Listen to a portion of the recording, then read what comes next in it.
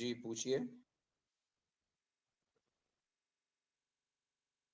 Sir benzene का जो hydrogenation reaction है जिसमें बेंजीन साइक्लोहेक्सेन फॉर्म करता है, सर वो रिएक्शन एक दफा बता दीजिएगा सर प्लीज।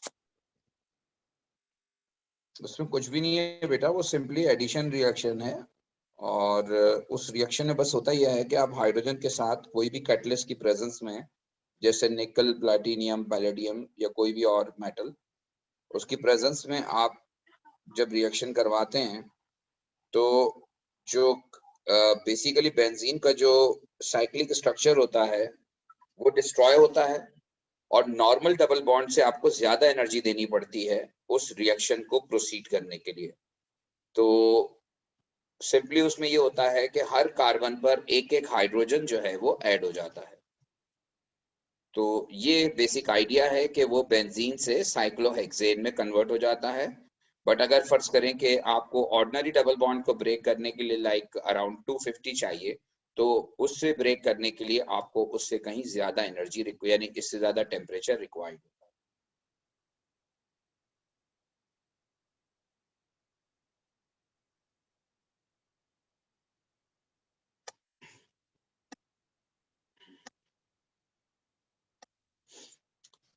अच्छा जी, कल मैंने आपको इलेक्ट्रोफोरेसिस का टॉपिक करवाया था और होपफुली आपने इलेक्ट्रोफोरेसिस जो है उसको पढ़ा होगा बुक से, और जो बुक के अंदर भी डिफरेंट एग्जांपल्स हैं उन एग्जांपल्स को आपने जो है वो रीड किया होगा। और अगर नहीं किया तो मजीद आपको मैं कह रहा हूँ कि आप जो है वो रीड करें। अच्छा, ये एक और पास पेपर का ही क्वेश्चन है, लेकिन ये एक और एग्जांपल है, और इसमें उसने ये कहा था कि हमारे पास जो है वो 3 मुख्तलिफ अमाइनो एसिड का मिक्सचर है। एक उसने बताया था कि एक है डाइपेप्टाइड ग्लूटेमिक सिस्टीन, एक है ग्लूटेमिक एसिड, और एक जो है वो सिस्टीन का मॉलिक्यूल है। तो ये क्वेश्चन है, इसमें उसने फिर आपको पूछा था कि बताइए कि उसमें जो है वो इसी तरह की स्ट्रिप गिवन थी और उसमें स्पॉट्स लगाने थे। तो ये करंट पेपर का क्वेश्चन है, आई थिंक 19 का क्वेश्चन है, तो वो आप देखिएगा। लेकिन आइडिया ये है कि देखें डाइपेप्टाइड जो है, अब आपको मैंने यहाँ डाइपेप्टाइड का स्ट्रक्चर बनाया है, ये डाइपेप्टाइड था, ग्लूटेमिक सिस्टीन का स्ट्रक्चर था, ये भी गिवन नहीं था, उसने डाइपेप्टाइड बनवाया था। और फिर जब ये एक खास पीएच पे अपने प्रोटॉन रिलीज करेगा, तो अल्कलाइन पीएच पर, तो अल्कलाइन पीएच पर ये अपने प्रोटॉन लूज करेगा, ये कार्बोक्सिलिक ग्रुप नेगेटिवली चार्ज हो जाएगा, और ये जो अल्काइल साइड चेन का कार्बोक्सिलिक ग्रुप है ये भी नेगेटिवली चार्ज हो जाएगा। तो अब आप देखें इसका ओवरऑल चार्ज -2 होगा। लेकिन इस ओवरऑल चार्ज -2 होने के बाद अगर आप देखें तो ये पार्टिकल साइज में बड़ा है। तो अल्टीमेटली अगर 2 पार्टिकल जिन पे -2 चार्ज हो, और उनमें से जो पार्टिकल साइज में बड़ा होगा वो स्लोली ट्रेवल करेगा, और जो पार्टिकल साइज में छोटा होगा वो जो है वो क्विकली ट्रेवल करेगा। तो ये चीज जो है वो आपको बतानी थी या आपको मालूम होनी चाहिए, वो ऑलरेडी हम डिस्कस कर चुके हैं। अच्छा जी, आज का जो हमारा टॉपिक है, आज का जो हमारा टॉपिक है वो है स्ट्रक्चर ऑफ प्रोटीन। होपफुली अब स्क्रीन शेयर हो रही होगी। प्रोटीन का स्ट्रक्चर आज हम डिस्कस करेंगे, और ये भी एक काफी फ्रीक्वेंटली आस्क्ड क्वेश्चन है जो आपको पास पेपर में मिलेगा। पुराने जो 17 से पहले के पेपर हैं उनमें ये बायोकेमिस्ट्री का एक पोर्शन अलग होता था, उसमें आता था। 30 मार्क का एक अलग क्वेश्चन होता था सेक्शन बी के नाम से, ये क्वेश्चन उसमें आता था। और अब 2017 के बाद ये पूरा स्ट्रक्चर ये मर्ज कर दिया गया है, सिलेबस मर्ज कर दिया गया है, लिहाजा अब कोई सेक्शंस नहीं है आपके पेपर के अंदर, टोटल 100 मार्क का ही पेपर होता है। और ये टॉपिक पुराने पेपर में बायोकेमिस्ट्री के नाम से था, लेकिन अब ये it's a part of polymerisation. Structure of protein, protein पर हम ऑलरेडी बात कर चुके हैं कि प्रोटीन होता क्या है। प्रोटीन के बारे में मैंने आपको बताया था कि protein is a polymer of alpha amino acid. Alpha amino acid, alpha amino acid का मतलब मैंने बताया था कि 2 अमाइनो एसिड।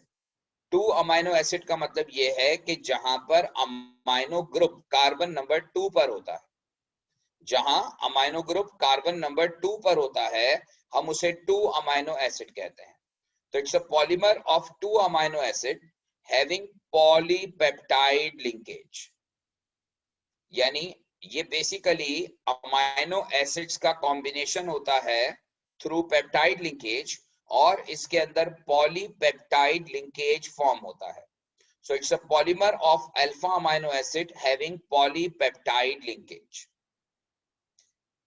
अब असल में जो प्रोटीन हमारी बॉडी के अंदर डिफरेंट एंजाइम्स की फॉर्म में, या हमारी बॉडी के अंदर मसल्स की फॉर्म में, या हमारी बॉडी में जो है वो डिफरेंट स्ट्रक्चर्स की फॉर्म में जो प्रोटीन अवेलेबल है हमारी बॉडी में, वो इतना सिंप्लीफाइड स्ट्रक्चर नहीं होता कि जनाब सिंपली पॉलीमर ऑफ बन गया, एक लॉन्ग चेन मॉलिक्यूल बन गया और ये प्रोटीन बन गया। Yes, basic structure of protein तो यही होता है। स्ट्रक्चर जब प्रोटीन बनना शुरू होता है तो इसी तरह से पॉलीपेप्टाइड चेन बनती है। अमाइनो एसिड के molecule according to the instruction, according to the information, वो अमाइनो एसिड के मॉलिक्यूल आपस में कनेक्ट होकर लॉन्ग चेन मॉलिक्यूल फॉर्म करते हैं, और वही लॉन्ग चेन मॉलिक्यूल जो है वो बेसिक स्केलेटन ऑफ प्रोटीन होता है। लेकिन प्रोटीन सिर्फ वही बेसिक स्केलेटन नहीं होता, बल्कि उसमें कुछ फर्दर चेंजेस भी आते हैं आफ्टर मेकिंग बेसिक स्ट्रक्चर। उन्हीं स्ट्रक्चर्स को हम डिवाइड करते हैं, यानी प्रोटीन के स्ट्रक्चर्स को हम डिवाइड करते हैं इनटू 3। वैसे तो 4 हैं, लेकिन हमारे सिलेबस में हम 3 में बात करेंगे। एक प्राइमरी स्ट्रक्चर ऑफ प्रोटीन, एक कहलाता है सेकेंडरी स्ट्रक्चर ऑफ प्रोटीन, और एक कहलाता है tertiary structure of protein. Primary, secondary and tertiary structure of protein. अब आपको पेपर के अंदर with the help of diagram कहा जाता है कि आप एक्सप्लेन करें primary, secondary and tertiary structure of protein. तो अब मैं सबसे पहले स्टार्ट कर रहा हूं with the primary structure of protein. Primary structure of protein जो है ये कहलाता है बेसिक स्केलेटन ऑफ प्रोटीन। जो मैंने अभी थोड़ी देर पहले आपको बात बताई, बेसिक स्केलेटन ऑफ प्रोटीन का मतलब ये है कि ये प्रोटीन मॉलिक्यूल का बैकबोन होता है।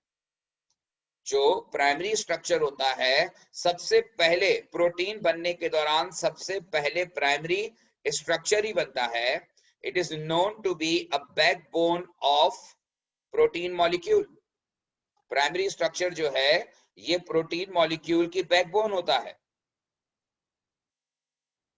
और इसमें होता क्या है?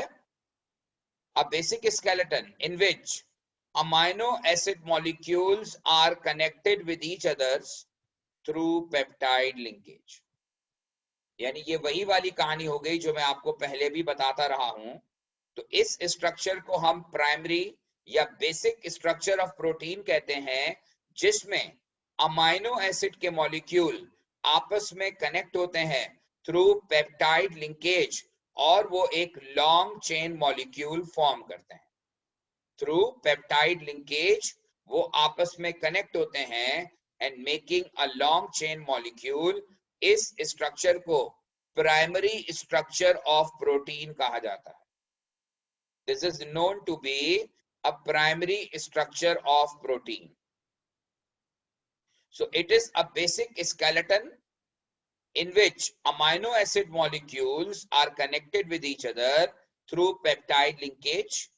और अगर एग्जामिनर आपको कहता है कि with the help of diagram you have to show primary structure, तो ये प्राइमरी स्ट्रक्चर को शो करने की डायग्राम है। ये आप देख सकते हैं कि ये एक अमाइनो एसिड का मॉलिक्यूल है, और आपको मैं बता चुका हूं कि एंजाइम्स की प्रेजेंस में हमेशा प्रोटीन मॉलिक्यूल जब शुरू होता है बनना, तो पहले मॉलिक्यूल का कार्बोक्सिलिक ग्रुप सेकेंड मॉलिक्यूल के अमाइनो ग्रुप के साथ लिंक करता है। But this reaction is only possible when enzymes are involved. Otherwise अगर आप आउटसाइड द बॉडी ये रिएक्शन करना चाहेंगे, विदाउट एंजाइम ये रिएक्शन करना चाहेंगे, तो जो रूटीन या जो कॉम्बिनेशन आपको रिक्वायर्ड होगा प्रोटीन मॉलिक्यूल में वो नहीं बनेगा। अल्लाह ताला ने हमारी बॉडी में आपको एक चीज होती है जिसको डीएनए कहा जाता है, इस पर बाद में हम बात करेंगे। डीएनए जो है वो रिस्पॉन्सिबल होता है कि कौन सा प्रोटीन कब बनेगा और कैसे बनेगा, और उस प्रोटीन के अंदर अमाइनो एसिड का सीक्वेंस क्या होगा। ग्लाइसिन के बाद एलेनिन आएगा या टायरोसिन आएगा या क्या आएगा, ये बात जो है आपको इससे मिलती है।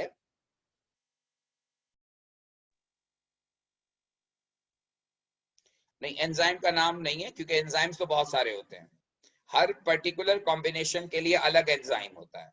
तो एंजाइम्स के नाम नहीं है आपके सिलेबस का पार्ट, आपको कोई एंजाइम का नाम याद नहीं रखना, बस सिर्फ आपको ये पता होना चाहिए कि बॉडी के अंदर जब प्रोटीन फॉर्म होना शुरू होता है तो मुख्तलिफ एंजाइम्स इन्वॉल्व होते हैं जो डिफरेंट पेप्टाइड लिंकेजेस फॉर्म करते हैं डिफरेंट अमाइनो एसिड के दरमियान।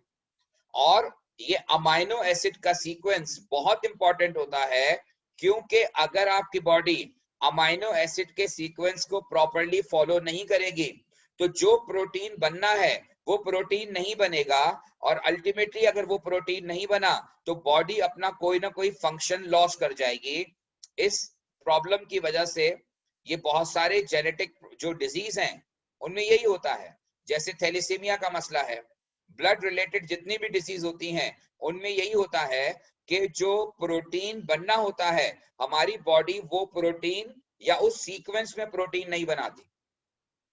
आज आप जो बातें सुन रहे हैं कि जनाब आरएनए में म्यूटेशन हो गई, तो ये जो आरएनए में म्यूटेशन है, म्यूटेशन का मतलब ही ये होता है कि जो सीक्वेंस ऑफ अमाइनो एसिड है वो चेंज हो जाता है।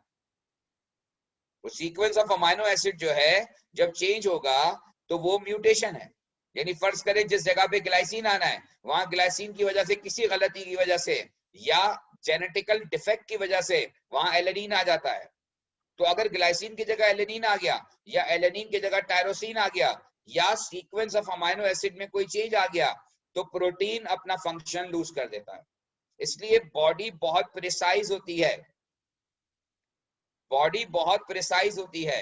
हमारा डीएनए जो है वो रिस्पॉन्सिबल होता है प्रोटीन सिंथेसिस के लिए, वो सारी इंस्ट्रक्शन प्रोवाइड करता है हमारी बॉडी को कि कौन सा प्रोटीन बनना है और उस प्रोटीन में जो अमाइनो एसिड का सीक्वेंस है वो क्या होना चाहिए, कितनी दफा कौन सा अमाइनो एसिड आना चाहिए। ये तमाम इंस्ट्रक्शंस जो हैं वो प्रोवाइड करता है डीएनए। डीएनए हमारी बॉडी का जो है वो एक, समझ लीजिए, एक हमारी बॉडी की एक माइक्रो फिल्म है या नैनो फिल्म है। वो फिल्म है जिसके अंदर हमारी बॉडी के मुतालिक सारी इंफॉर्मेशन मौजूद है।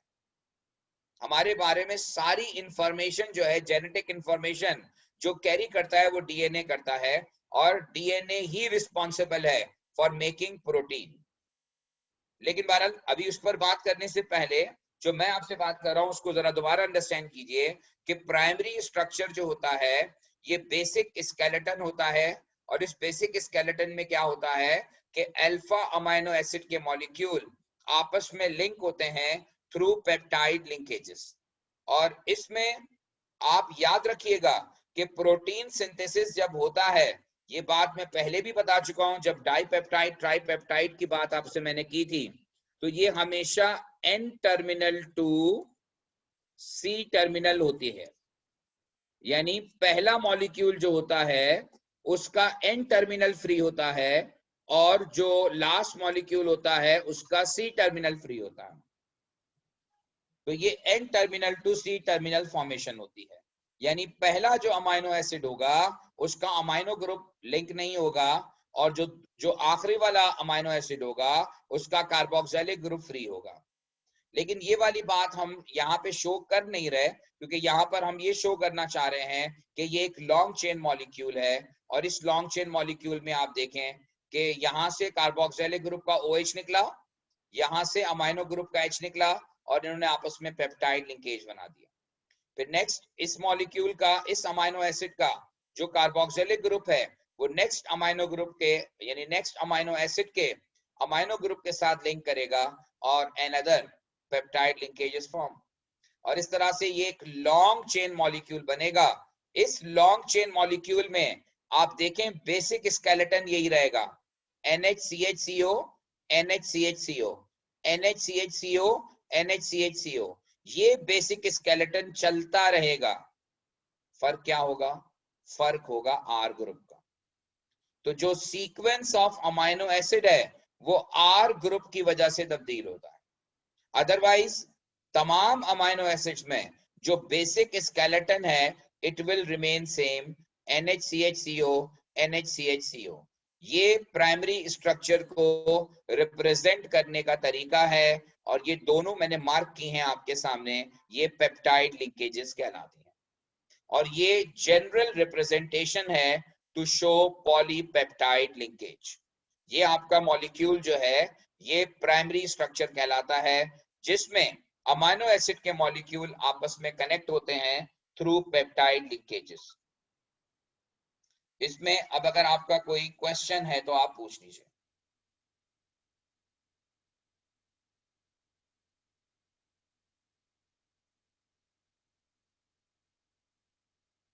राइट जी। अब अगली बात यह है,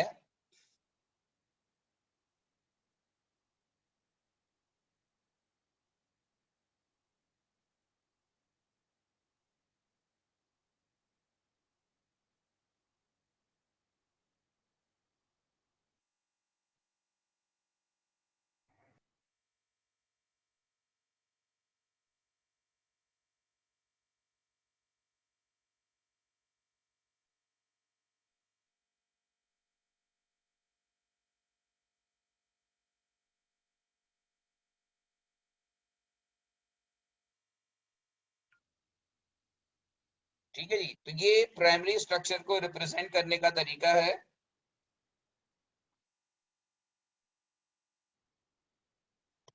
अच्छा, अब सवाल ये है कि अगर बॉडी के अंदर सारा प्रोटीन प्राइमरी स्ट्रक्चर की फॉर्म में ही रहे, इसी तरह लॉन्ग चेन मॉलिक्यूल की फॉर्म में रहे, तो लॉन्ग चेन मॉलिक्यूल में क्या होगा कि हमारी बॉडी के अंदर हर प्रोटीन एक थ्रेड लाइक स्ट्रक्चर बनेगा।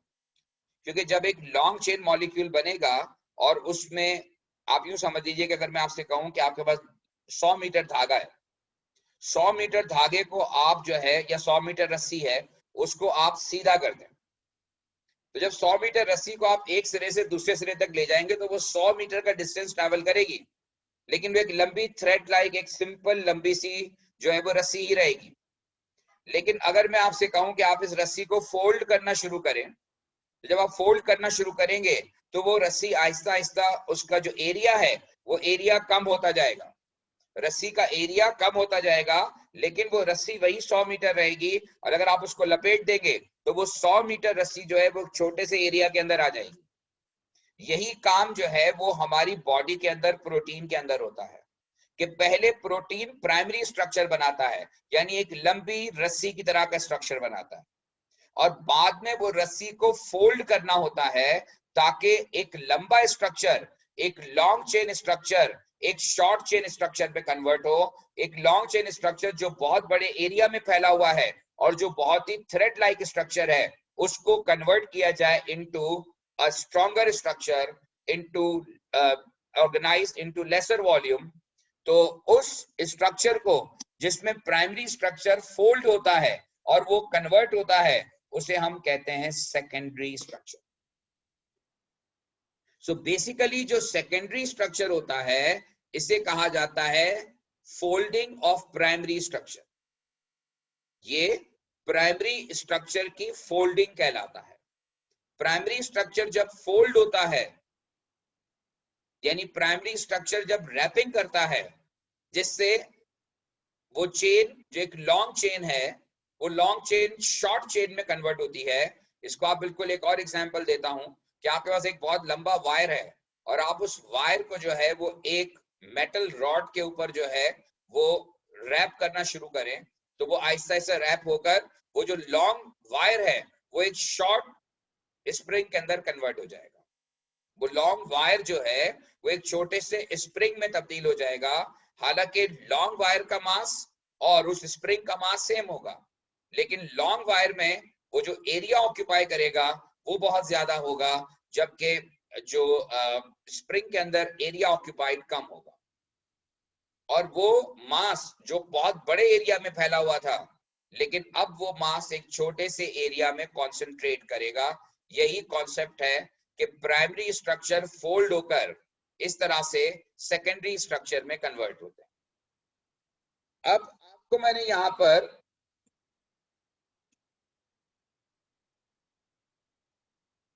सेकेंडरी स्ट्रक्चर की डेफिनेशन आपके सामने है। अगर एग्जामिनर कहता है कि आप सेकेंडरी स्ट्रक्चर डिफाइन करें और फिर with the help of diagram करें, तो वो मैं आपको बताता हूं। लेकिन पहले सेकेंडरी स्ट्रक्चर होता क्या है? सेकेंडरी स्ट्रक्चर ये होता है कि इन विच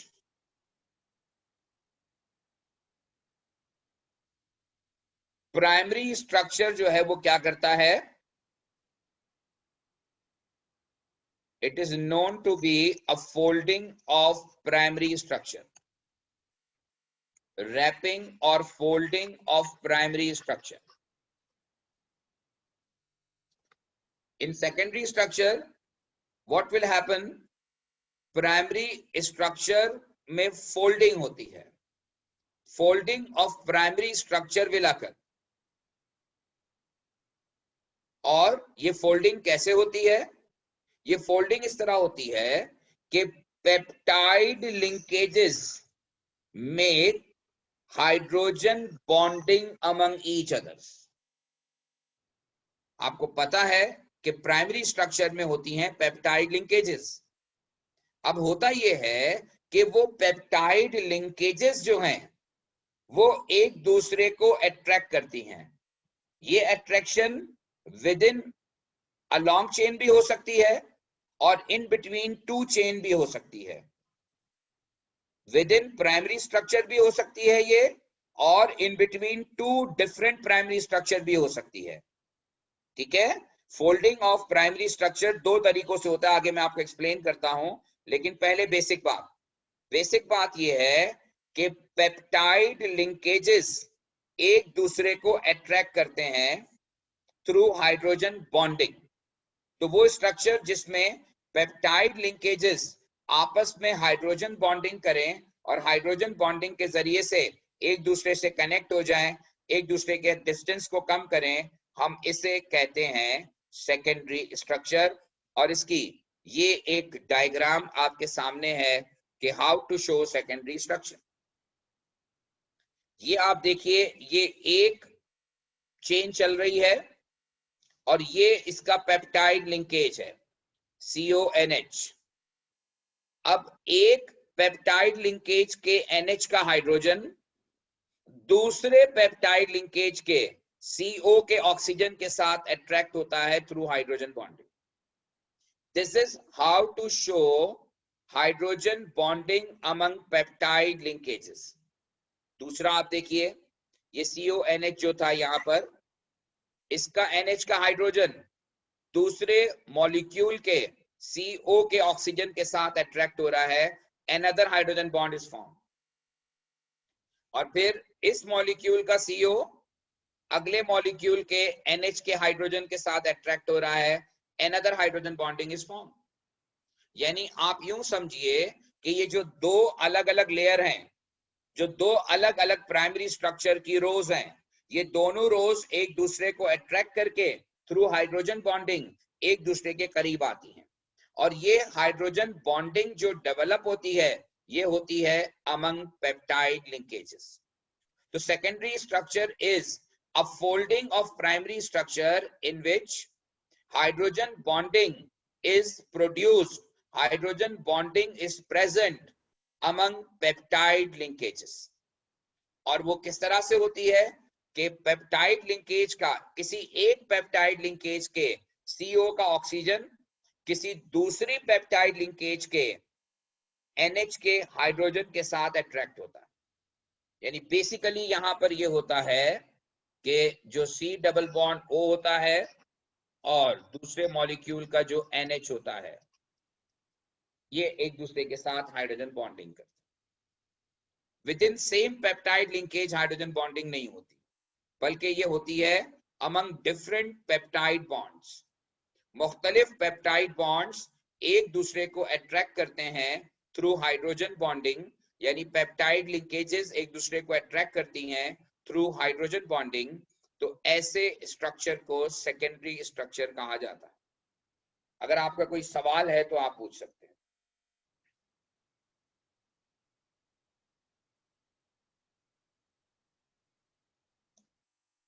अब ये जो सेकेंडरी स्ट्रक्चर है ये दो टाइप्स में डिवाइड होता है। दो टाइप में डिवाइड होने का मतलब ये है कि हमारी बॉडी के अंदर जो प्रोटीन है, देखिए हम बायोकेमिस्ट्री पढ़ रहे हैं। अब इसमें सवाल ये हो सकता है आपके जहन में आए कि ऐसा क्यों नहीं होता, वैसा क्यों नहीं होता। ऐसा या वैसा इसलिए नहीं होता कि हम बात कर रहे हैं कि हमारी बॉडी में अल्लाह ताला ने प्रोटीन किस तरह से अरेंज किया है। तो बायोकेमिस्ट्री में हम लाइफ रिलेटेड केमिस्ट्री पढ़ते हैं। इसका मतलब ये है कि जिस तरह बॉडी में जो चीज एग्जिस्ट कर रही है हम उसको डिस्कस कर रहे हैं। तो बॉडी के अंदर ये जो सेकेंडरी स्ट्रक्चर बनता है वो दो तरीकों से बनता है। एक स्ट्रक्चर को अल्फा हेलिक्स कहा जाता है और दूसरे को बीटा प्लेटेड कहा जाता है। एक को अल्फा हेलिक्स और दूसरे को बीटा प्लेटेड कहा जाता है। और इन दोनों में फर्क ये है कि alpha helix is known to be a spiral structure of protein molecule। ये बिल्कुल वैसा ही है जैसे मैंने अभी आपको एक एग्जांपल दी कि एक लंबा सा तार है और आप उसको किसी मेटल रॉड पे लपेट दें तो वो लंबा तार जो है वो स्पाइरल हो जाएगा और वो स्पाइरल होकर एक लॉन्ग चेन, एक लॉन्ग जो है वो मेटल की जो वायर है वो कन्वर्ट हो जाएगी इनटू स्प्रिंग और वो एक शॉर्ट चेन में कन्वर्ट हो जाएगा। वो लॉन्ग चेन जो है is converted into short chain. और ये स्पाइरल स्ट्रक्चर जो है इसको शो करने का तरीका आप देखिए कैसे होता है कि इस तरह से स्पाइरल फॉर्म होना शुरू होता है। ये हेलिक्स होता है, हेलिकल स्ट्रक्चर बनता है, स्प्रिंग लाइक स्ट्रक्चर बनता है। और इसको स्प्रिंग बनाने में इन्वॉल्व कौन होता है? Hydrogen bonding. यानी एक मॉलिक्यूल का, एक पेप्टाइड लिंकेज का सीओ किसी अगले मॉलिक्यूल के, एक अगले पेप्टाइड लिंकेज के NH को अट्रैक्ट करता है, जिसकी वजह से जो मॉलिक्यूल है ये शॉर्ट लेंथ होना शुरू होता है। ये मैंने एक डायग्रामेटिकली आपको यहां रिप्रेजेंट किया है कि हाइड्रोजन बॉन्डिंग हो रही है किसके दरमियान? CO of one peptide linkage with the NH of other peptide linkage। तो आमतौर पर एक पेप्टाइड लिंकेज जो है उसका CO नंबर 5 वाले पेप्टाइड लिंकेज के NH के साथ लिंक करता है। जनरली जो अल्फा हेलिक्स स्ट्रक्चर में ऑब्जर्व किया गया है कि मॉलिक्यूल 1 का जो पेप्टाइड लिंकेज है उसका CO मॉलिक्यूल 5 के NH के पेप्टाइड लिंकेज के साथ कनेक्ट होता है। ये अल्फा हेलिक्स में नेचुरली ऑब्जर्व किया गया है और इस तरह से स्ट्रक्चर जो है वो स्पाइरल फॉर्म में आना शुरू हो जाता है और इस स्पाइरल फॉर्म ऑफ स्ट्रक्चर को हम अल्फा हेलिक्स कहते हैं। तो alpha helix is secondary structure जिसमें हाइड्रोजन बॉन्डिंग होती है अमंग पेप्टाइड लिंकेजेस, लेकिन इस स्पाइरल स्ट्रक्चर में हाइड्रोजन बॉन्डिंग होती है अमंग पेप्टाइड लिंकेजेस। होपफुली आपको मेरी बात समझ में आ गई हो। इसके मुकाबले में second form of secondary structure जो है वो बीटा प्लेटेड स्ट्रक्चर कहलाता है। और बीटा प्लेटेड स्ट्रक्चर को लेयर स्ट्रक्चर, जैसे अल्फा हेलिक्स को हम स्पाइरल स्ट्रक्चर कह रहे थे, और अल्फा हेलिक्स में एक बात और बताऊं कि alpha helix with in single primary structure होता है। पहले एक प्राइमरी स्ट्रक्चर बनता है, एक लॉन्ग चेन मॉलिक्यूल बनता है और उस लॉन्ग चेन के अंदर ही स्पाइरल फॉर्मेशन होती है। जैसे मैं बता चुका हूं कि एक लंबा सा वायर आपने लिया और उसको मेटल रॉड पे आपने लपेट दिया और वो स्प्रिंग में कन्वर्ट हो गया। तो वो जो स्प्रिंग होता है वो अलग अलग तारों से नहीं बना होता बल्कि एक लॉन्ग वायर से वो स्प्रिंग बनता है।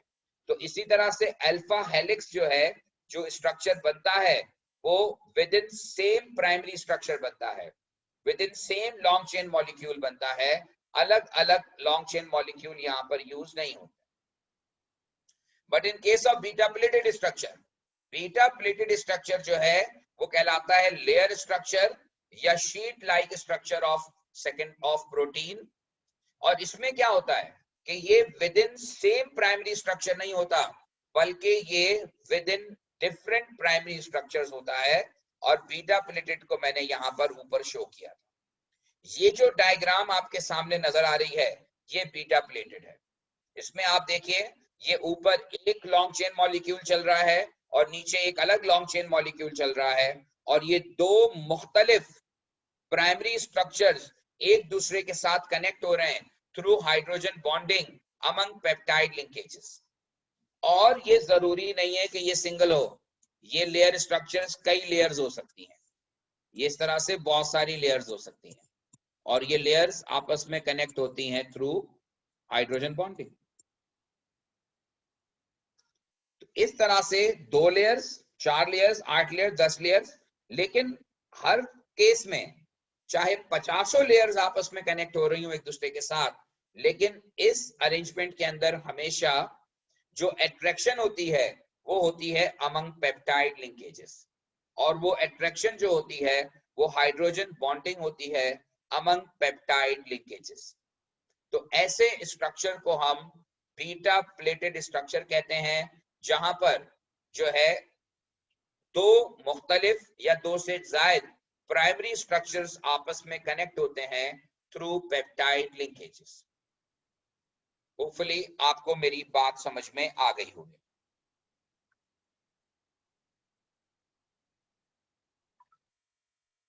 कोई अगर सवाल है तो प्लीज पूछ लीजिए।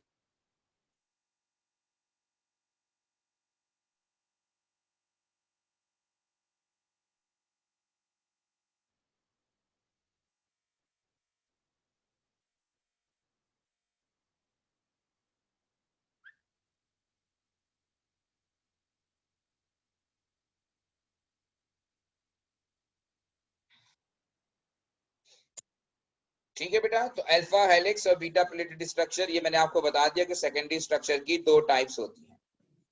Now the next one is tertiary structure. Now tertiary structure of protein जो है, it is known to be a further folding of structure. ये फर्दर फोल्डिंग होती है। पहले प्राइमरी बनता है जो कि बेसिक स्केलेटन होता है, फिर फोल्डिंग ऑफ स्ट्रक्चर होने के बाद सेकेंडरी बनता है जिसमें हाइड्रोजन बॉन्डिंग होती है अमंग पेप्टाइड लिंकेजेस। अब जो टर्शियरी स्ट्रक्चर होता है ये further folding of secondary structure होता है। It is a further folding of secondary structure. अगर आप बेसिक स्ट्रक्चर को ऑब्जर्व करें जो कि प्रोटीन मॉलिक्यूल का है, तो पहले अलग अलग अमाइनो एसिड आपस में मिलकर पेप्टाइड लिंकेज बनाते हैं, फिर वो पेप्टाइड लिंकेज एक दूसरे को अट्रैक्ट करके सेकेंडरी स्ट्रक्चर बनाते हैं। अब पेप्टाइड लिंकेज तो आपस में हाइड्रोजन बॉन्डिंग से अट्रैक्ट हो रहे हैं, इनके दरमियान वैन डर वाल्स फोर्सेस भी होंगी, लेकिन अब एक चीज रह गई प्रोटीन मॉलिक्यूल के अंदर जो अभी तक इन्वॉल्व नहीं हुआ, और वो है आर ग्रुप। ये जो आपको आर ग्रुप नजर आ रहा है, आप देखें सेकेंडरी स्ट्रक्चर में इस आर ग्रुप की कोई इन्वॉल्वमेंट नहीं है, लेकिन अल्टीमेटली ये जो आर ग्रुप है अगर ये प्रोटीन के अंदर मौजूद है तो इस आर ग्रुप के सामने भी आर ग्रुप आ रहे होंगे बहुत सारे, और ये आर ग्रुप और आर ग्रुप भी एक दूसरे को अट्रैक्ट कर रहे होंगे, और इस अट्रैक्शन की वजह से स्ट्रक्चर में फर्दर फोल्डिंग होती है। तो प्राइमरी स्ट्रक्चर बेसिक स्ट्रक्चर होता है, सेकेंडरी स्ट्रक्चर में प्राइमरी स्ट्रक्चर की फोल्डिंग होती है through hydrogen bonding among peptide linkages, जबकि टर्शियरी स्ट्रक्चर में क्या होता है वो अब मैं आपको नेक्स्ट शो कर रहा हूं। Tertiary structure is a further folding of structure. It is a further folding of structure, और इस फर्दर फोल्डिंग में क्या होता है वो यहां पर लिखा हुआ नहीं है, वो मैं लिख रहा हूं यहां पर कि टर्शियरी स्ट्रक्चर में ये होता है कि आर ग्रुप जो होते हैं, R groups in protein molecule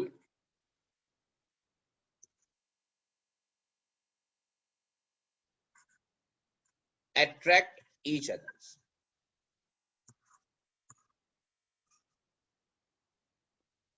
जो R ग्रुप्स होते हैं, आपको पता है कि हर प्रोटीन मॉलिक्यूल के अंदर अमाइनो एसिड्स होते हैं और हर अमाइनो एसिड का जो R ग्रुप है वो दूसरे से डिफर करता है। अमाइनो ग्रुप जो पहचाने जाते हैं, जो डिफरेंशिएट होते हैं, वो on the basis of their R group होते हैं।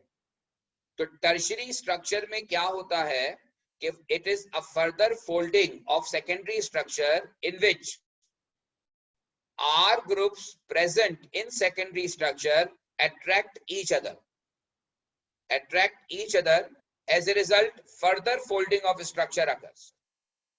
तो टर्शियरी स्ट्रक्चर में पेप्टाइड लिंकेज इन्वॉल्व नहीं होता, बल्कि जो R ग्रुप मौजूद होते हैं प्रोटीन मॉलिक्यूल के अंदर, वो R ग्रुप एक दूसरे को अट्रैक्ट करते हैं और उस R ग्रुप की अट्रैक्शन की वजह से जो स्ट्रक्चर एस्टेब्लिश होता है वो स्ट्रक्चर टर्शियरी स्ट्रक्चर कहलाता है। टर्शियरी स्ट्रक्चर के अंदर अब क्या क्या पॉसिबल अट्रैक्टिव फोर्सेस हो सकती हैं? तो ये 4 अट्रैक्टिव फोर्सेस हैं जो कि टर्शियरी स्ट्रक्चर में ऑब्जर्व की गई हैं। Number 1 van der Waal force, number 2 hydrogen bonding, number 3 ionic bonding, and number 4 is disulphide linkage या इसको डाइसल्फाइड बॉन्ड भी कहा जाता है। तो ये 4 मुख्तलिफ लिंकेजेस हैं जो आपको टर्शियरी स्ट्रक्चर ऑफ प्रोटीन में मिलेंगी। अब एग्जामिनर आमतौर पे सवाल ये करता है कि आप डिस्क्राइब एंड एक्सप्लेन करें tertiary structure of protein with the help of diagram. Each and every attractive force present in tertiary structure with the help of diagram. So let me start with van der Waal force. कि van der Waal force कहां पर important होती है? van der Waal force वहां होती है जहां पर R ग्रुप जो होता है वो नॉन पोलर होता है। Where R group is non polar. जहां R ग्रुप नॉन पोलर होता है, नॉन पोलर R ग्रुप का मतलब ये है कि वो जो R ग्रुप यानी कि आपका जो साइड चेन है उसमें कोई ऐसा ग्रुप लगा हुआ हो जो नॉन पोलर हो। नॉन पोलर का मतलब ये है कि जैसे मिथाइल लगा हुआ हो, एलेनिन एक अमाइनो एसिड का नाम है, उसमें R ग्रुप CH3 होता है, या ग्लाइसिन है उसमें R ग्रुप H होता है, या फिनाइल एलेनिन है। ये जो मैंने आपके सामने मुख्तलिफ नाम लिए हैं, ये मुख्तलिफ नाम नॉन पोलर R ग्रुप के हैं। और जब दो नॉन पोलर R ग्रुप एक दूसरे के सामने आते हैं तो वो एक दूसरे को अट्रैक्ट करते हैं through van der Waal force, जिसकी वजह से स्ट्रक्चर में फर्दर फोल्डिंग होती है। मुख्तलिफ जगहों पर जो R ग्रुप्स होते हैं, तो जहां पर R ग्रुप एक दूसरे के करीब आते हैं वो एक दूसरे को अट्रैक्ट करते हैं और वो अट्रैक्शन डिपेंड करती है कि वो कौन से R ग्रुप के दरमियान हो रही है। तो अब जैसे मैंने आपके सामने यहाँ शो किया है वैन डर वाल फोर्स, तो ये CH3 ये दो अलग अलग R ग्रुप्स हैं, ये दो अलग अलग प्रोटीन दो अलग अलग अमाइनो एसिड के R ग्रुप्स हैं। तो अगर R ग्रुप कोई नॉन पोलर है तो नॉन पोलर R ग्रुप के दरमियान वैन डर वाल फोर्सेस एग्जिस्ट करेंगी और इस वैन डर वाल फोर्सेस की वजह से स्ट्रक्चर में फर्दर अट्रैक्शन या स्ट्रक्चर में फर्दर फोल्डिंग हो।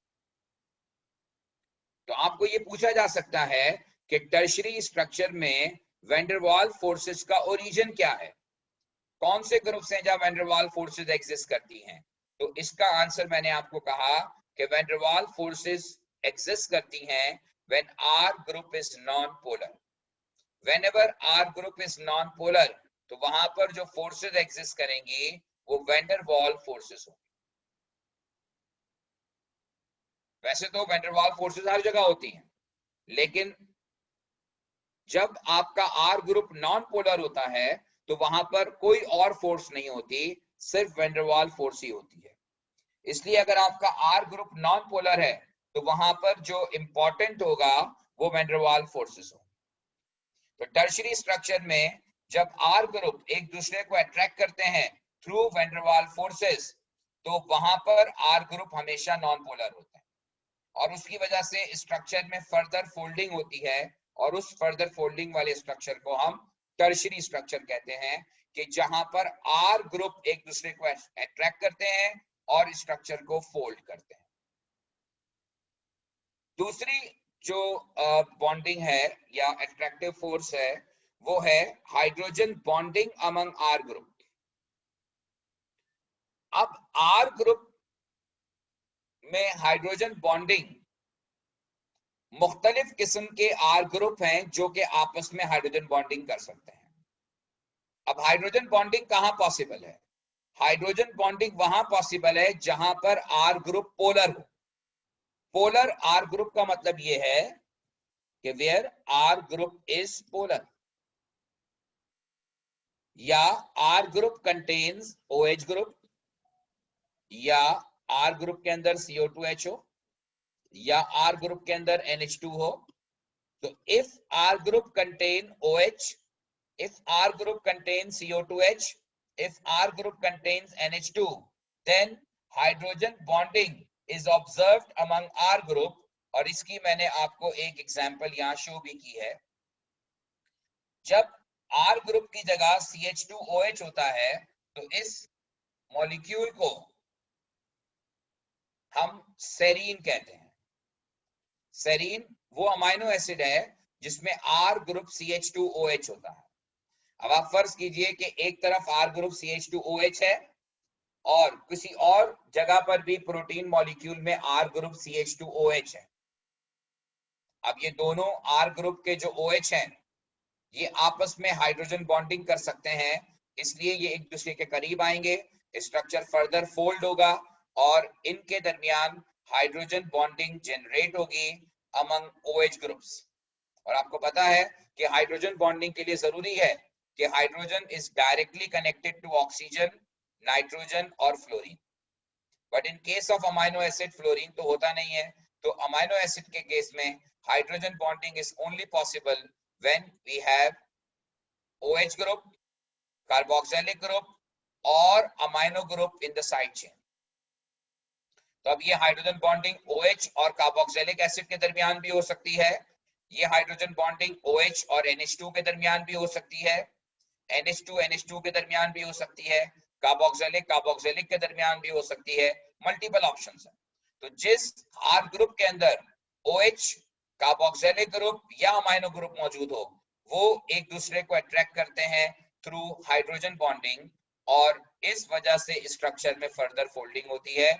लेकिन आप इस हाइड्रोजन बॉन्डिंग को सेकेंडरी स्ट्रक्चर वाली हाइड्रोजन बॉन्डिंग के साथ कंपेयर नहीं कीजिएगा, क्योंकि सेकेंडरी स्ट्रक्चर में जो हाइड्रोजन बॉन्डिंग होती है वो पेप्टाइड लिंकेजेस के दरमियान होती है। सेकेंडरी स्ट्रक्चर के अंदर जो हाइड्रोजन बॉन्डिंग होती है वो अमंग पेप्टाइड लिंकेजेस होती है, जबकि टर्शरी स्ट्रक्चर में हाइड्रोजन बॉन्डिंग जो होती है वो अमंग आर ग्रुप्स होती है। होपफुली इन दोनों का फर्क आपको क्लियर हो गया होगा कि जब आर ग्रुप को अट्रैक्ट करेगा और उनके दरमियान हाइड्रोजन बॉन्डिंग एस्टैब्लिश होगी तो स्ट्रक्चर टर्शरी स्ट्रक्चर कहलाएगा। थर्ड टाइप ऑफ बॉन्डिंग जो है या अट्रैक्टिव फोर्स जो है वो आयोनिक बॉन्डिंग है। अब ये आपको अजीब सा लगेगा लेकिन बहरहाल ऐसा भी होता है कि आर ग्रुप्स के दरमियान हाइड्रोजन बॉन्डिंग भी एग्जिस्ट करती है। और वो किस तरह से एग्जिस्ट करती है? वो इस तरह से एग्जिस्ट करती है कि अगर आर ग्रुप में एक पेप्टाइड लिंकेज में आर ग्रुप में कार्बोक्सिलिक ग्रुप मौजूद हो और उसके सामने वाले आर ग्रुप के अंदर अमाइनो मौजूद हो, अगर दो आर ग्रुप एक दूसरे के सामने आए, एक के पास कार्बोक्सिलिक ग्रुप मौजूद है साइड चेन में और एक के पास साइड चेन में अमाइनो ग्रुप मौजूद है, जैसे एस्पार्टिक एसिड का आर ग्रुप जो होता है वो CH2CO2H होता है और लाइसिन का जो आर ग्रुप होता है वो CH2 टेकिंग 4 NH2 होता है। अब फर्ज करें कि एस्पार्टिक एसिड का आर ग्रुप और लाइसिन का आर ग्रुप एक दूसरे के सामने आ गए, जैसे एक के पास CO2H है आर ग्रुप के पास और एक आर ग्रुप के पास जो है वो NH2 है। अब जब ये दोनों एक दूसरे को अट्रैक्ट करेंगे तो इन दोनों के दरमियान प्रोटॉन एक्सचेंज होगा।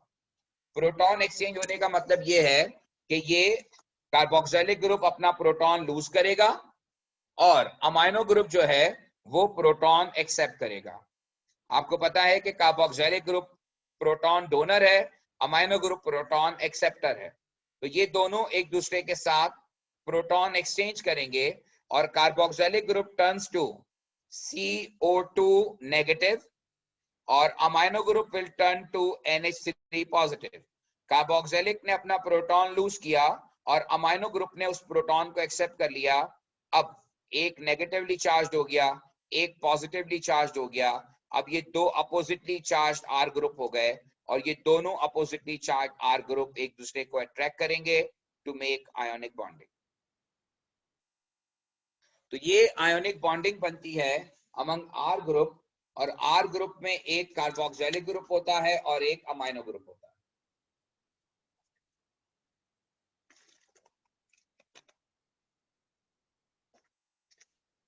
तो होपफुली आपको ये बात समझ में आई होगी कि आयोनिक बॉन्डिंग टर्शियरी स्ट्रक्चर में एग्जिस्ट करती है। अगर एग्जामिनर कहता है कि डायग्रामेटिकली शो करो, तो ये मैंने सारी डायग्रामेटिकली शो की हुई है। तो आयोनिक बॉन्डिंग उस वक्त एग्जिस्ट करती है कि जब आपका R ग्रुप जो है, जब आपके R ग्रुप यानी साइड चेन के अंदर कार्बोक्सिलिक ग्रुप और अमाइनो ग्रुप मौजूद हो, तो फिर वो आपस में प्रोटॉन एक्सचेंज करते हैं और प्रोटॉन एक्सचेंज करके जो है वो आपस में इस तरह से कॉम्बिनेशन फॉर्म करते हैं। अच्छा जी, अब लास्ट जो अट्रैक्टिव फोर्स है जो कि टर्शियरी स्ट्रक्चर में ऑब्जर्व की जाती है, and it is one of the strongest attractive force present in tertiary structure, वो है डाइसल्फाइड लिंकेज। अब ये डाइसल्फाइड लिंकेज कहां बनता है? ये डाइसल्फाइड लिंकेज बनता है ओनली अमंग सिस्टीन मॉलिक्यूल। जब आपका अमाइनो एसिड सिस्टीन होता है, अच्छा सिस्टीन में जो R ग्रुप होता है वो CH2SH होता है, ये है R ग्रुप इन सिस्टीन, ये सिस्टीन का R ग्रुप है। होता ये है कि जब दो सिस्टीन के R ग्रुप एक दूसरे के सामने आते हैं, दो सिस्टीन के R ग्रुप जब एक दूसरे के सामने आते हैं, तो इन प्रेजेंस ऑफ एंजाइम, आपके सामने इस वक्त मैंने लिखा है डाइसल्फाइड लिंकेज के सामने आप देखें, एक R ग्रुप CH2SH है और दूसरा R ग्रुप भी CH2SH है। ये दोनों सिस्टीन के R ग्रुप्स हैं। इन प्रेजेंस ऑफ एंजाइम क्या होता है कि ये दोनों एक दूसरे के साथ रिएक्ट करते हैं, हाइड्रोजन रिलीज होती है और सल्फर के दरमियान कोवेलेंट बॉन्ड बनता है। इस कोवेलेंट बॉन्ड को डाइसल्फाइड बॉन्ड कहा जाता है। आम हालात में ये रिएक्शन पॉसिबल नहीं है, नॉर्मल कंडीशंस में ये रिएक्शन पॉसिबल नहीं है, लेकिन एंजाइम इस रिएक्शन को मोटिवेट करता है और एंजाइम जो है की प्रेजेंस में ये रिएक्शन पॉसिबल या फिजिबल हो जाता है। और इस बॉन्ड को जो सल्फर के दरमियान बनता है, ये डाइसल्फाइड बॉन्ड कहलाता है। और ये बॉन्ड कोवेलेंट होने की वजह से इसकी स्ट्रेंथ बहुत ज्यादा होती है। तो आप कह सकते हैं कि अमंग ऑल टर्शियरी स्ट्रक्चर जितनी भी बॉन्डिंग्स इन्वॉल्व हैं, out of this bonding disulphide linkage is considered to be strongest linkage present in tertiary structure. और इसी वजह से हमारी बॉडी का वो प्रोटीन जो कि हार्ड प्रोटीन कंसीडर होता है, जैसे हमारे बालों का प्रोटीन है, नेल्स का प्रोटीन है, ये हार्ड प्रोटीन है। इसमें सिस्टीन का जो कंटेंट है वो ज्यादा होता है, क्योंकि सिस्टीन का कंटेंट जब ज्यादा होगा तो वो आपस में डाइसल्फाइड ब्रिज बनाएंगे, डाइसल्फाइड बॉन्ड बनाएंगे, और डाइसल्फाइड बॉन्ड बनाने की वजह से उनका जो स्ट्रक्चर है वो काफी स्ट्रांग हो जाएगा।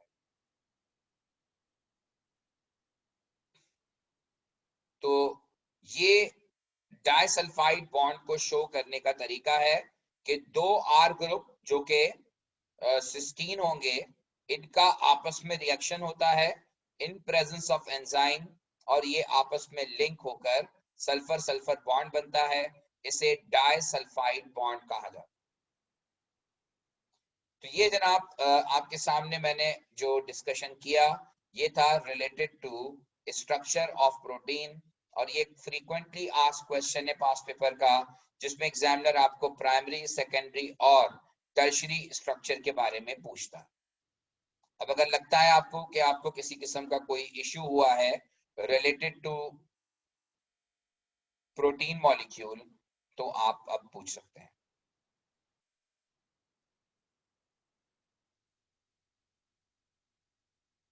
जी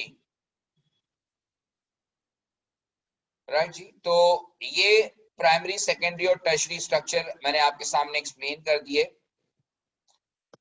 अब जो हम नेक्स्ट मूव कर रहे हैं ये है स्ट्रक्चर ऑफ डीएनए। ये भी हमारे पुराने सिलेबस में आप समझिए कि वही बायोकेमिस्ट्री का पार्ट होता था, लेकिन काफी सारा काम इसमें करना होता था, लेकिन अब आपके सिलेबस से इसको निकाल दिया गया है, मिनिमाइज कर दिया गया है। और स्ट्रक्चर ऑफ डीएनए जो है ये केमिकली कहलाता है डीऑक्सीराइबोन्यूक्लिक एसिड। डीएनए हमारी बॉडी का जेनेटिक मटेरियल है। आपने सुना होगा कि हर सेल के अंदर एक जो हमारा सेल है लिविंग ऑर्गेनिज्म का, चाहे वो प्लांट्स का सेल हो, चाहे वो एनिमल का सेल हो, चाहे इंसानों का सेल हो, हर सेल के अंदर एक न्यूक्लियस होता है जो कि central part of the cell होता है, और उस न्यूक्लियस के अंदर क्रोमोसोम्स होते हैं। क्रोमोसोम्स का लफ्ज डेफिनेटली आपने सुना होगा, और आपने ये भी सुना होगा कि हर स्पीशी के नंबर ऑफ क्रोमोसोम्स फिक्स्ड होते हैं। तो वो जो क्रोमोसोम्स होते हैं वही हमारी बॉडी का जेनेटिक मटेरियल है, और क्रोमोसोम्स जो केमिकली मेडअप होते हैं, क्रोमोसोम्स जो केमिकली बनते हैं वो डीएनए से बनते हैं। यानी कि आप कहें कि क्रोमोसोम्स जो हैं उनकी जो केमिकल कंपोजिशन होती है क्रोमोसोम्स की, वो डीएनए है। डीएनए हम कहते हैं डीऑक्सीराइबोन्यूक्लिक एसिड। अब सवाल यह है कि ये डीएनए हम पॉलीमराइजेशन के टॉपिक में क्यों पढ़ रहे हैं, तो इसकी बड़ी सिंपल वजह है, वो यहां पर आपके सामने लिखी हुई है कि डीऑक्सीराइबोन्यूक्लिक एसिड यानी डीएनए ये पॉलीमर होता है, पॉलीमर ऑफ न्यूक्लियोटाइड। अब ऑफ कोर्स कि ये न्यूक्लियोटाइड की टर्म आपके लिए नहीं है, लेकिन ये पॉलीमर होता है, पॉलीमर ऑफ न्यूक्लियोटाइड। और ये न्यूक्लियोटाइड क्या होता है? न्यूक्लियोटाइड कॉम्बिनेशन होता है ऑफ 3। एक न्यूक्लियोटाइड जो है वो 3 पार्टिकल्स का कॉम्बिनेशन होता है। उसमें एक शुगर मॉलिक्यूल होता है, लेकिन आमतौर पर जो शुगर हम खाने में इस्तेमाल करते हैं, शुगर फैमिली के मेंबर्स, वो 6 मेंबर्ड रिंग होती है। वो 6 मेंबर्ड रिंग होती है, जबकि जो डीऑक्सीराइबोन्यूक्लिक एसिड में शुगर इन्वॉल्व है, वो शुगर जो है वो 5 मेंबर्ड रिंग है, और उस शुगर का नाम है डीऑक्सीराइबोस। उस शुगर का नाम है डीऑक्सीराइबोस, और ये 5 मेंबर्ड रिंग है, 5 कॉर्नर रिंग है, 5 कार्बन कंटेनिंग रिंग है, और ये हमारे डीएनए का एक मेजर कंपोनेंट है। तो nucleotide is made up of one sugar molecule which has 5 carbon atoms, 5 membered ring होती है। न्यूक्लियोटाइड का जो दूसरा कंपोनेंट होता है वो फॉस्फेट होता है, और न्यूक्लियोटाइड का जो तीसरा कंपोनेंट होता है वो नाइट्रोजन कंटेनिंग ऑर्गेनिक बेस होता है। तो आप ये कह सकते हैं कि nucleotide is composed of 3 particles, sugar, phosphate and nitrogen containing base. Sugar, phosphate and nitrogen containing base. इन तीनों का जो कॉम्बिनेशन होता है वो न्यूक्लियोटाइड कहलाता है।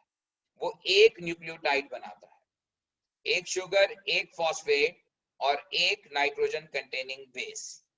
इनका जो कॉम्बिनेशन होता है वो एक न्यूक्लियोटाइड बनाता है, और फिर जब ये न्यूक्लियोटाइड आपस में कंबाइन होते हैं to make a long chain molecule, तो फिर वो लॉन्ग चेन मॉलिक्यूल यानी वो पॉलीमर जो है वो डीएनए कहलाता है। तो ये मैंने आपके सामने डीएनए की एक बेसिक्स बता दी हैं, और के डीएनए पॉलीमर ऑफ न्यूक्लियोटाइड होता है, और न्यूक्लियोटाइड जो है वो composed of sugar, phosphate and nitrogen containing base होता है।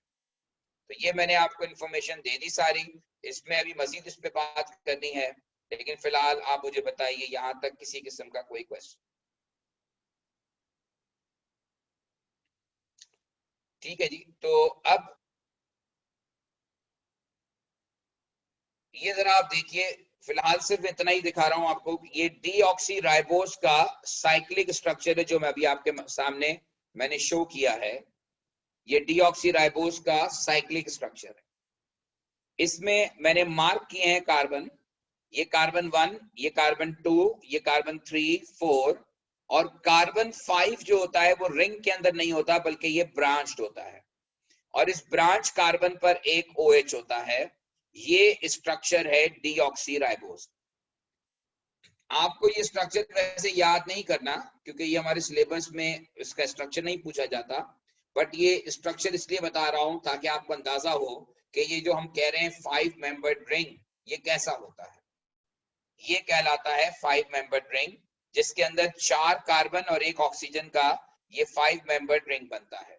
और 5th कार्बन जो होता है वो रिंग का पार्ट नहीं होता बल्कि रिंग के साथ कनेक्टेड होता है 5th कार्बन, और उस 5th कार्बन पर OH मौजूद होता है।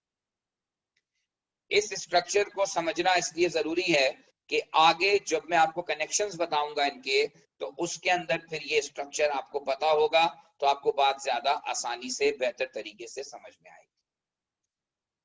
तो होपफुली स्टूडेंट्स आपकी समझ में आया होगा। जहां तक हमने डिस्कस किया है इंशाल्लाह इसको हम कंटिन्यू करेंगे अगली क्लास में।